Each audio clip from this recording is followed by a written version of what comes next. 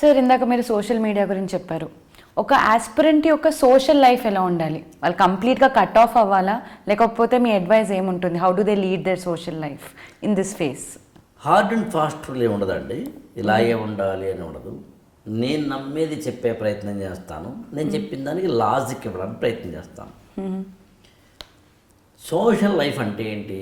మనం ఫ్యామిలీతోటి గడపడం, ఫ్రెండ్స్ తోటి గడపడం, పార్టీలు, సినిమాలు, షికార్లు, పండగలు, పర్వాలు, పబ్బాలు, తర్వాత పెళ్ళిళ్ళు, పేరంటాలు. ఇది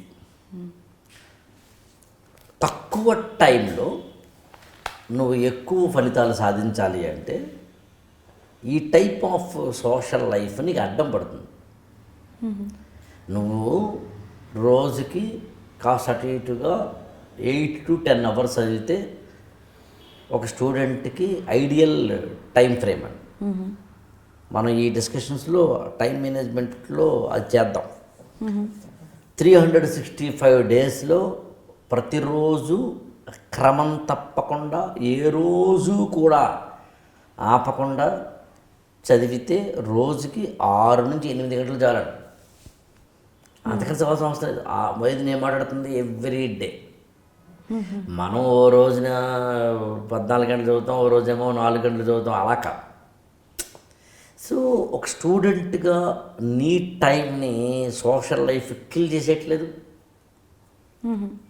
కిల్ చేసినప్పుడు ఏమవుతుంది? You are losing your time కదా.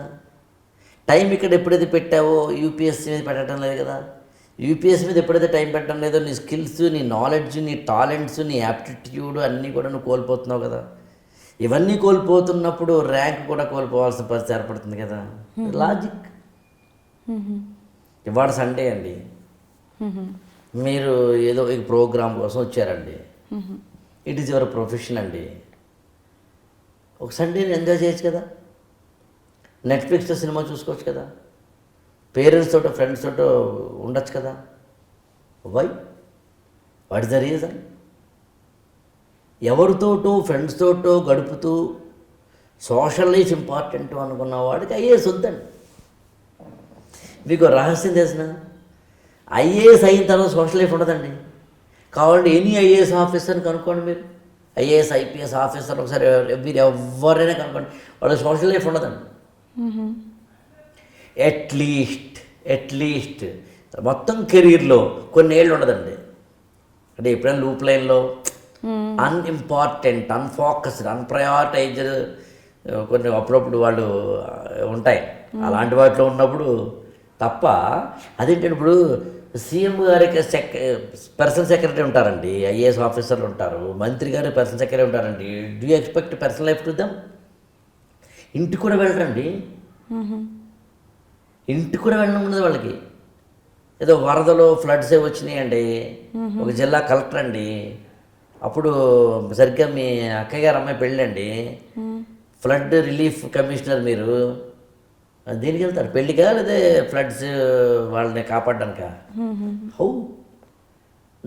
ఐఏఎస్ అయిన తర్వాత నువ్వు ఎలాగో పర్సనల్ సోషల్ లైఫ్ ఉండదు కాబట్టి ఇప్పుడు ఉంటావా, నీ ఇష్టం. కానీ ఎప్పటికీ జీవితంలో ఐఏఎస్ అవ్వగా లేదు. ఎప్పటి నుంచి ఒక ఐఏఎస్ ఆఫీసర్ అనుకో, వెళ్ళడం అనే think that IAS officer I don't go, okay, then spend time with our books. ఎలా చూసుకున్నా కూడా how do you unnecessary waste your time in social life? It's my personal opinion. I have given logic also. Next ఏదో చెప్పానంటే చెప్పాను కాదు. But ఒక 16-18 hours prepare అయిన మనిషికి రిక్రియేషనలీ కానీ, లేకపోతే how do they still manage they stress levels or that want to talk to someone? అది ఎలా మేనేజ్ చేయగలుగుతారు ఒక aspirant for long duration? Stress అనేది ఖచ్చితంగా ఉంటుందండి. ఎందుకంటే సివిల్ సర్వీసెస్ ప్రిపరేషన్లో స్ట్రెస్ ఉండడానికి చాలా కారణాలు ఉన్నాయి. అందులో కారణం ఏంటంటే ఇక్కడ ర్యాంక్ వస్తుందో తెలియదు, వస్తే ఎప్పుడు వస్తుందో తెలియదు, ఎన్నేళ్ళు ప్రిపేర్ అవ్వాలో తెలియదు, ఇంటర్వ్యూ దాకా వెళ్ళి ర్యాంక్ రాక ప్రిలిమినరీ ఫెయిల్ అయిన వాళ్ళు ఉన్నారు, ప్రిలిమినరీ 4 సార్లు రాసిన ఫెయిల్ అయ్యి హఠాత్తుగా మెయిన్స్ పాస్ అయ్యి ఐఏఎస్ అయిన వాళ్ళు ఉన్నారు, ఇంటర్వ్యూ దాకా వెళ్లకుండా మెయిన్స్ మాత్రమే 4-5 సార్లు రాసిన వాళ్ళు ఉన్నారు. సో స్ట్రెస్ అనేది కంపల్సరీ ఉంటుందండి. స్ట్రెస్కి సంబంధించిన 2 పాయింట్లు చెప్తానండి. ఒకటి, ఒక వ్యక్తి భారతదేశానికి ప్రధానమంత్రి అవ్వాలనుకున్నారండి, లేదా ఒక రాష్ట్రానికి ముఖ్యమంత్రి అవ్వాలనుకున్నారండి. ముఖ్యమంత్రి అవ్వాలి అనుకునే ఒక వ్యక్తి, ప్రధానమంత్రి అవ్వాలనుకునే ఒక వ్యక్తి వివిధ అవరోధాలని, యాంగ్జైటీస్ని, టెన్షన్స్ని, సెన్సిటివిటీస్ని ఓవర్కమ్ చేస్తే అవుతాడంటారా, లేదా ఓవర్కమ్ చేయకపోయినా అయిపోతాడా? ఓవర్కమ్ చేయాలి. నీకు ఉదాత్తమైన ఆశయం పెట్టుకుంటే నీ పర్సనాలిటీని మార్చుకుంటాను నేను. నాకు ఐఏఎస్ అవ్వాలి అనేది కానీ ఏమైతే నువ్వు యాంగ్జైటీ అనేది లేకుండా స్ట్రెస్ అనేది మర్చిపో. అదేంటిది స్ట్రెస్ అవుతానండి, యాంగ్జైటీస్ అవుతానంటే నువ్వు ఐఏఎస్కి ప్రిపేర్ అర్హుడు కాదు. ఏదైనా అనుకోను.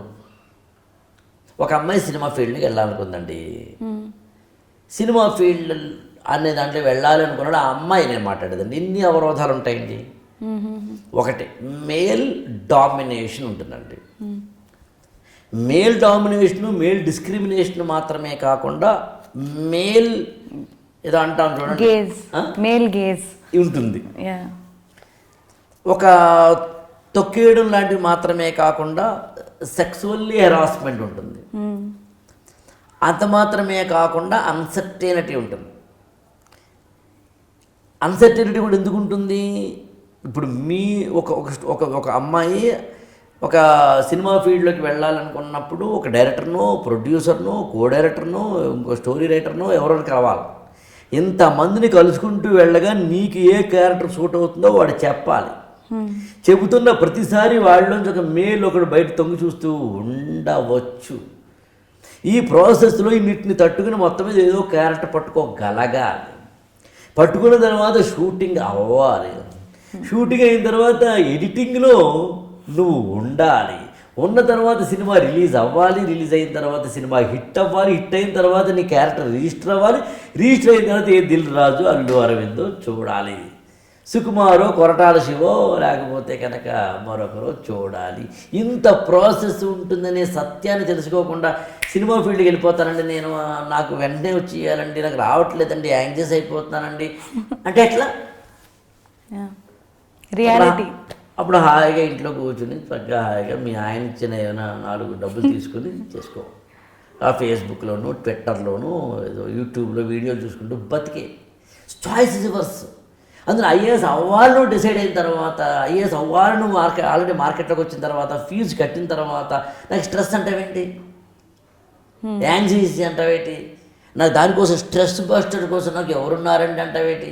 అసలు రాంగ్ అది. బట్ హ్యూమన్ బీయింగ్స్ని అప్పుడు ఏం చేయాలి? దానికోసం సోషల్ లైఫ్ వద్దు, దానికోసం పెళ్ళికి వెళ్తాం, దానికోసం పేరెంట్కి వెళ్తాం, దానికోసం ఫ్రెండ్స్. అందులో ఏం చేయాలి? హెల్దీ స్ట్రెస్ బస్టర్స్ ఉన్నాయి మనకి. సాయంత్రం పూట మొక్కల దగ్గర హాయిగా వాకింగ్ చేస్తూ నీళ్లు పోయి, పార్క్లో చక్కగా మంచి గ్రాస్ అవునంటే ఆ గడ్డి మైదానంలో హాయిగా ఉండు. మీ ఇంటి పక్కన ఎదుటింటో కుక్క ఉంటే కనుక అక్కడికి వెళ్ళి కుక్కతో ఆడుకో. లేకపోతే టెంపుల్కి వెళ్ళు, చర్చికి వెళ్ళు, మస్జిద్కి వెళ్ళు. లేకపోతే సమ్ పొయిట్రీ చదువు, బుక్ చదువు, మెడిటేషన్ చేయి, ప్రాణాయామం చేయి, అమ్మతో మాట్లాడు. నేనేమంటానంటే ఏ బాండ్ అయినా కానీ స్ట్రెస్ రిలీవ్ బాండ్ ఏంటి అంటే నేనేమంటానంటే అన్కండిషనల్ లవ్ తోటి కూడిన అన్ఎక్స్పెక్టెడ్ లేదా నాన్ యాక్సెప్టెడ్ బాండ్ ఏదైతే ఉందో అది గొప్ప స్ట్రెస్ బస్ట్ అంటాను నేను. అంటే నా స్ట్రెస్ని నేను రిలీవ్ చేసుకునేందుకు నేను నీకు ఫోన్ చేస్తే రేపు రోజున నీ స్ట్రెస్ రిలీవ్ అయ్యేటప్పుడు నాకు ఫోన్ చేస్తే కుదరదు. అది కాదు, నేను చేస్తే నువ్వు అతనంటే ఓకే లేదొద్దు. నాన్ కండిషనల్ అండ్ అన్ఎక్స్పెక్టెడ్ అంటే నాకు మళ్ళీ వెనక్కి ఇది చేస్తే బిజినెస్ బెస్ట్ కదా. సో అట్లా అన్నమాట. సో అందుకని సోషల్ లైఫ్, స్ట్రెస్ బస్టర్స్ ఏవైనా కానీ బ్యాలెన్స్డ్గా ఉంటే తప్పేం కాదు. ఎండ్ పాయింట్ ఏంటంటేనండి, మనం ఏదైతే రీచ్ అవ్వాలనుకుంటున్నామో దాన్ని రీచ్ అయ్యేందుకు కావాల్సినదండి. ఇవి కూడా మళ్ళీ ఇండివిజువల్. కొంతమందికి చక్కగా హాయిగా నలుగురితో తిరుగుతూ ఉంటేనే బాగా ఎనర్జీ వస్తుందండి.